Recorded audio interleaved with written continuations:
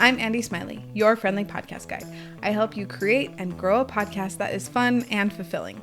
Whether you're just starting or a few years in, I share tips, stories from my own journey, and insights from podcasters I admire. Today, I get to answer some of the most common questions I get asked about starting a podcast. And, as always, I will be recapping the highlights at the end of the episode, so you don't have to take notes, unless you want to. Now, let's dive into these questions. The first one I have is, what is a podcast hosting platform and what are some good ones? So a podcast hosting platform is basically a place that you put your podcast episodes and the service sends it to all of the podcast apps. So you don't have to individually send it to Apple Podcasts and send it to Spotify and send it to Pocket Casts and all of the other podcast apps that are out there. You put it in your podcast hosting platform and it sends it everywhere. Some good ones are, if you want something that's free, Spotify for podcasters is free. It's really basic, but it does what it needs to do. Some other good ones are Buzzsprout and Libsyn. Those are two that a lot of people use and have liked. Okay, the next question is, what tech do you need?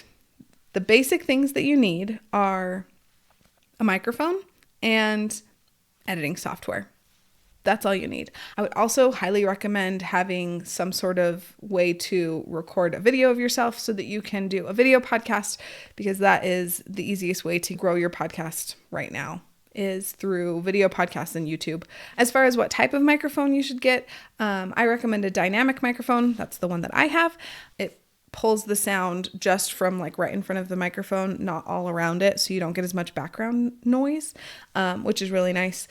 And as far as editing software, I use Descript right now, which is the best. It takes your video or audio, depending on what kind of podcast you're doing, and makes a transcript out of it. So all you have to do to edit is like highlight and delete, and it gets rid of it on the transcript as well as in your video or audio. It makes it super simple and way faster for me to edit, which is pretty much what I'm always looking for as a mom who is also a podcaster.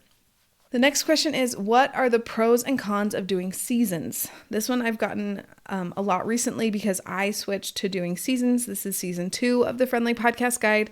I really, really like doing seasons. That's why I switched to doing seasons. So we'll start with the cons, the downside of seasons, and then we'll talk about all of the pros, because there's way more pros, at least in my opinion. The cons of doing seasons are your listeners might get out of the habit of listening to your show. Honestly, that's kind of the main one. You also might get out of the habit of creating your podcast. So when it's time to start a new season, it might be hard for you to get back into the habit. But in my experience, it's nice. It's much better to take a break. So those are the two cons that I can think of. Some of the pros are, when you have a seasonal podcast, that gives your listeners time to catch up and listen to the episodes, especially if your episodes are a little bit longer.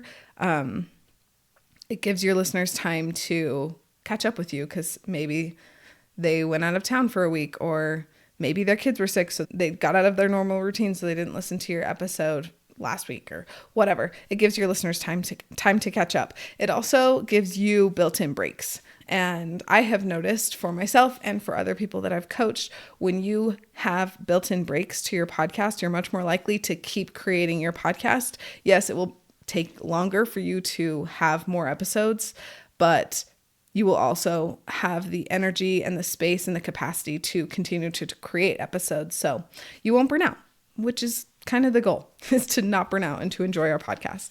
Another pro is that you get to build up hype for your podcast every new season. So instead of just having an episode that comes out every week, that might get a little bit boring for you as well as your listeners, if you take a break and come back, you can be like, hey, I'm so excited. Season 3 starts in 3 weeks.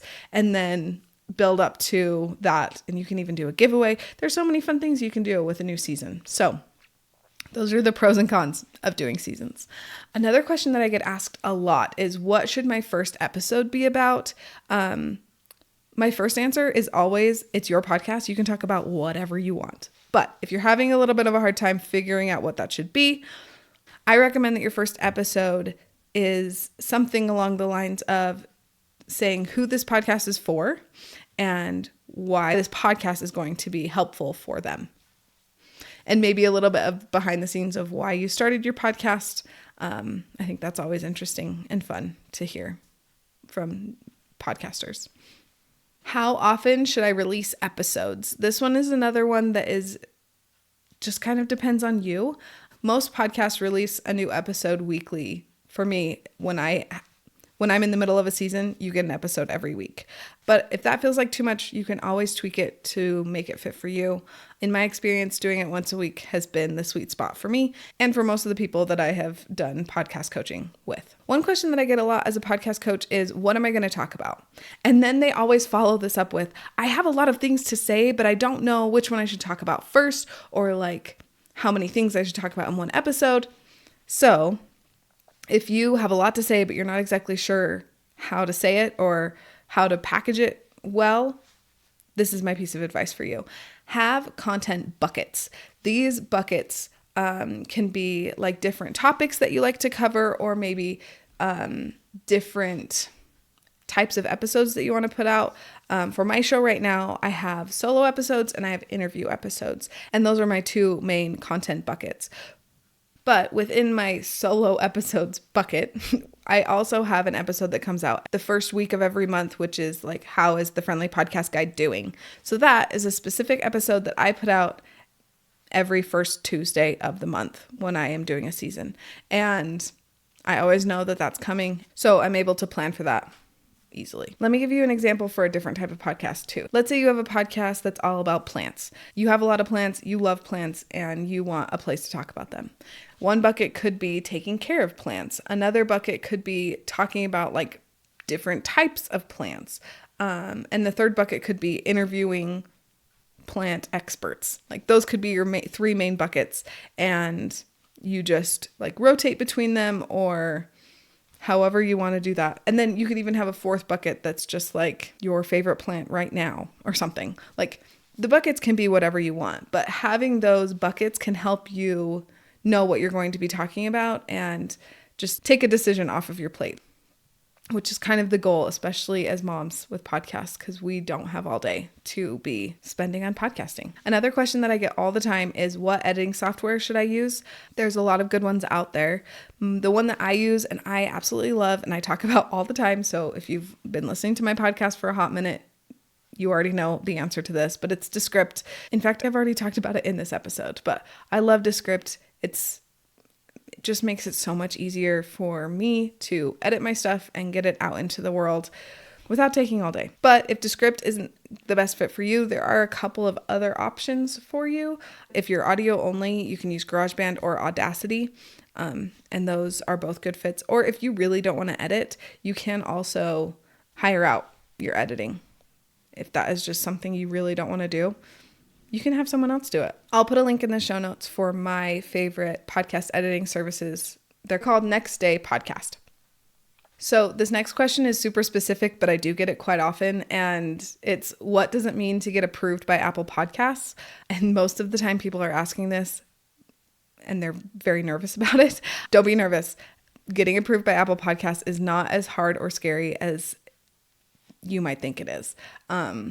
When I was putting out the Friendly Podcast Guide and starting it up, I was definitely very nervous, and I did not need to be. It was not that big of a deal. But pretty much Apple Podcasts wants to make sure that you are a legitimate podcast. And so to prove that, you just have to put your RSS feed in, your podcast artwork, and answer a couple of basic questions about your podcast.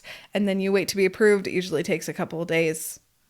Sometimes it's even just one day to get approved. So it's really not that big of a deal, even if it might feel a little scary or you were like putting it off because you're worried about it.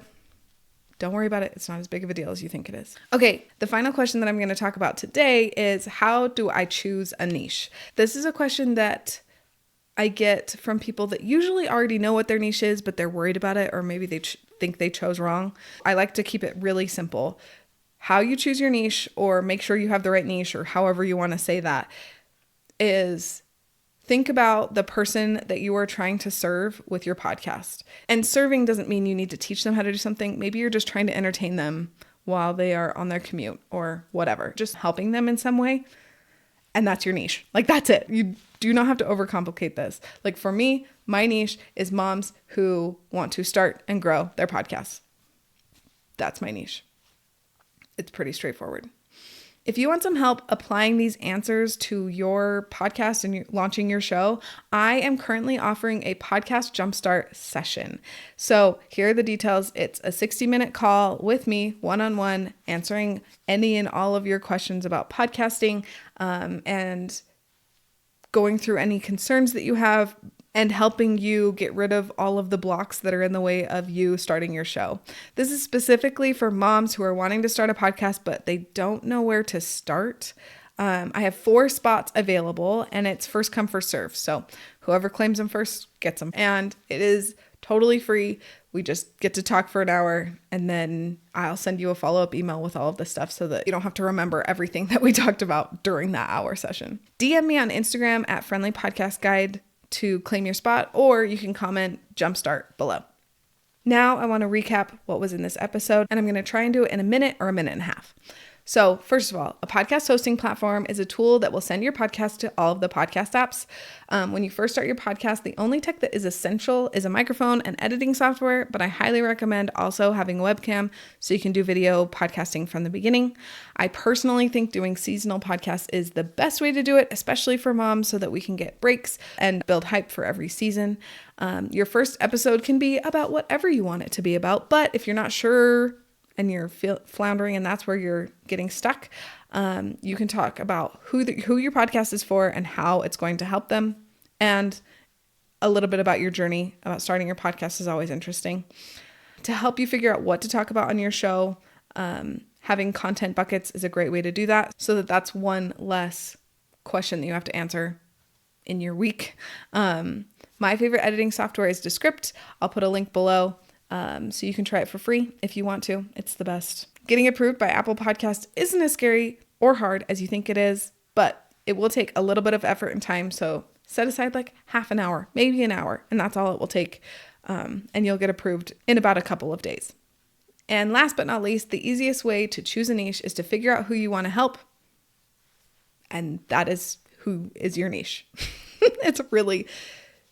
It's not as complicated as we sometimes make it seem like it needs to be. Will you share this episode with your friend who's been talking about starting a podcast but isn't sure where to start?